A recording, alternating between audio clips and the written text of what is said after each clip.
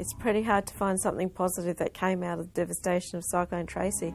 But there are stories about, human survival, about how the community pulled together to survive the days afterwards. And those types of positive stories are the good things that I think came out. I was working in the bars there in Darwin, and I finished work about 4 o'clock in the afternoon, went home and started cooking stuff for Christmas Day, and had about 15 people there, plus my kids, and we had a 4-bedroom house, and the cyclone was mentioned, but it got to a stage where we've had those mentioning for so many years, and everybody took it as not going to happen. Christmas Eve, during the day, we did shopping, getting all the Christmas presents and food stuff for the next day. We had some kids up from Catherine. They come to join us for Christmas, and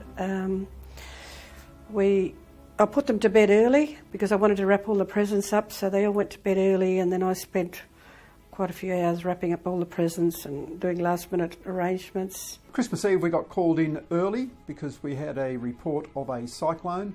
Interesting enough, not widely published, but there was a cyclone 3 weeks before Tracy, so we'd already had the practice. So we're on HMAS Arrow, and we were directed to go out to the harbour and tie up to one of the cyclone buoys. Yeah, but I found it really difficult that night because, one, I was home alone. Then Dad came home about probably 10 o'clock that night, and the wind was picking up and he couldn't sleep because it was very, very, very loud, just whistling. And the rain was coming in sideways, so I think I laid in my bed, the power went off, and you sort of got out of bed to have a look at what's going on, and you're walking around in about ankle deep with water.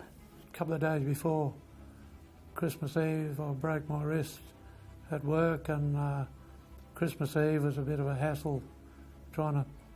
I got 4 kids, and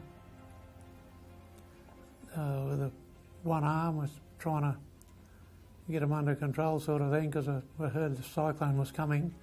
Everybody that came home, I cooked dinner and that, and it started to get a bit windy about 11 o'clock, 10, 11 o'clock, and start blowing a bit.